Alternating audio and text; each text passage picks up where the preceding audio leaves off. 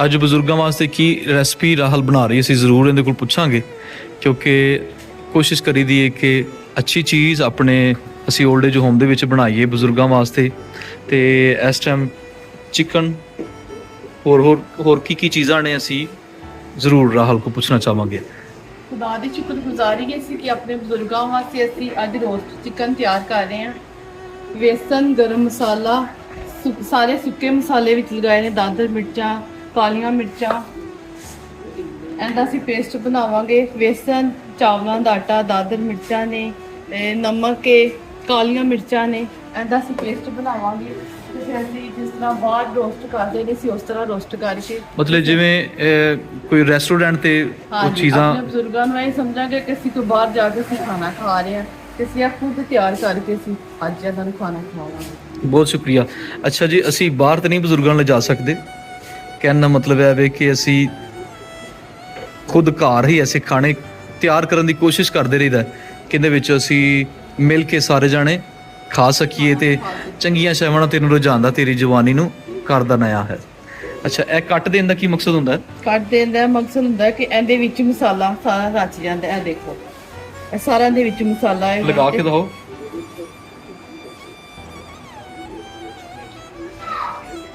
ਇਹ ਕੱਟ ਲਾਉਣ ਦਾ ਮਕਸਦ ਹੈ ਹੀ ਹੈ ਕਿ ਇਹਦੇ ਵਿੱਚ ਸਾਰਾ ਜਜ਼ਬ ਹੋ ਜਾਂਦਾ ਹੈ। ਉਹਦੇ ਬਾਅਦ ਉਹਦਾ ਕੀ ਕਰੋਗੇ? ਉਹਦਾ ਪੇਸਟ ਬਣਾ ਕੇ ਇਹਦੇ ਉੱਪਰ ਲਗਾ ਕੇ ਫਿਰ ਅਸੀਂ ਫਰਾਈ ਕਰਾਂਗੇ। ਹਾਂਜੀ, ਕੀ ਬਣਾ ਰਹੇ ਹੋ? बेसन का पेस्ट ਇਹਨੂੰ ਅਸੀਂ ਚਿਕਨ ਲਗਾ ਕੇ ਇਹਨੂੰ ਫਰਾਈ ਕਰਾਂਗੇ।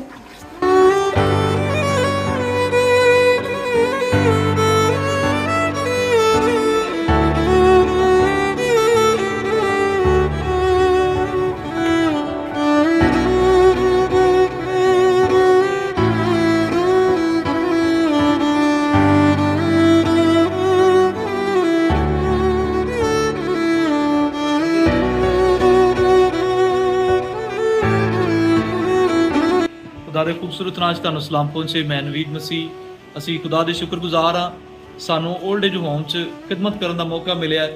ਖੁਦਾ ਦੀ ਸ਼ੁਕਰਗੁਜ਼ਾਰੀ ਕਰਨੇ ਆ। ਅੱਜ ਅਸੀਂ ਆਪਣੇ ਬਜ਼ੁਰਗਾਂ ਵਾਸਤੇ ਚਿਕਨ ਪਕੌੜਾ, ਜਿਹੜੇ ਮੈਂ ਖੁਦ ਮਸਾਲੇ ਲਗਾ ਕੇ ਚਿਕਨ ਪਕੌੜਾ ਤਿਆਰ ਕੀਤਾ। ਨਾਲ ਗ੍ਰੀਨ ਰਾਇਤਾ,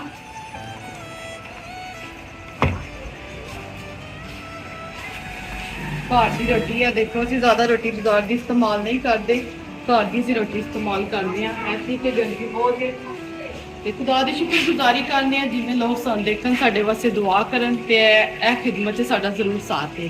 ਬਹੁਤ ਸ਼ੁਕਰੀਆ। ਅੱਛਾ ਜੀ, ਇਹ ਜਿਨ੍ਹਾਂ ਦੇ ਆਪਰੇਟ ਹੋਣੇ ਨੇ ਅੱਖਾਂ ਦੇ, ਅਸੀਂ ਪੂਰੀ ਕੋਸ਼ਿਸ਼ ਕਰ ਰਹੇ ਹਾਂ ਕਿ ਖੁਦਾ ਉਹਨਾਂ ਨੂੰ ਸਿਹਤ ਦੇਵੇ। ਮੇਰੀ ਪੂਰੀ ਤਵੱਜੋ, ਮੇਰੀ ਜਾਨ, ਮੇਰੀ ਰੂਹ ਇਸ ਖਿਦਮਤ ਦੇ ਵਿੱਚ ਲੱਗੀ ਹੋਈ ਹੈ ਤਾਂ ਕਿ ਅਸੀਂ ਬਜ਼ੁਰਗਾਂ ਦੀ ਸੇਵਾ 'ਚ ਕੋਈ ਕਮੀ ਨਾ ਛੱਡੀਏ। ਇਹ ਟੋਮਸ ਸਾਹਿਬ ਕੱਲ ਸਾਡੇ ਕੋਲ ਤੋਂ ਚੁੱਪ ਕਰਕੇ ਨਿਕਲ ਗਏ ਤੇ ਰਾਤ ਨੂੰ ਫਿਰ ਤਕਰੀਬਨ 1 ਵਜੇ ਸਾਨੂੰ ਲੱਭੇ ਨੇ। ਹੁਣ ਨਹੀਂ ਕਿਤੇ ਜਾਣਾ। नहीं बस वो जो रस्सी का स्नार थी मैं मतलब पता कि वाकई मेरी आखी ਹਾਂ, ਬਸ ਹੁਣ ਤੁਸੀਂ ਕਿਤੇ ਨਹੀਂ ਜਾਣਾ। ਖੁਦਾ ਸਾਨੂੰ ਇਸ 올ਡ ਏਜ ਹੋਮ ਦੇ ਵਿੱਚ ਅਨਾਜ ਦਿੰਦਾ ਹੈ। ਅਸੀਂ ਉਹਦੇ ਸਾਹਮਣੇ ਆਪਣੇ ਸਰਾਂ ਨੂੰ ਝੁਕਾਵਾਂਗੇ ਤੇ ਦੁਆ ਕਰਾਂਗੇ। गाँव चलो शुक्र जाता हूँ हमारी शुक्र करता है, हमारे ख्यालों से खूब वाक़ है। फिर भी यही सदा हमारा पीछा करता है। सिखावाना तनु खावाना मेरी अखियाँ को देखा सुधा है खुदावन दुनिया सब देखी है। मसीह के नाम से हम सब एक हैं और एक ही रहेंगे और अकेला जला आमीन। ਆਮੀਨ।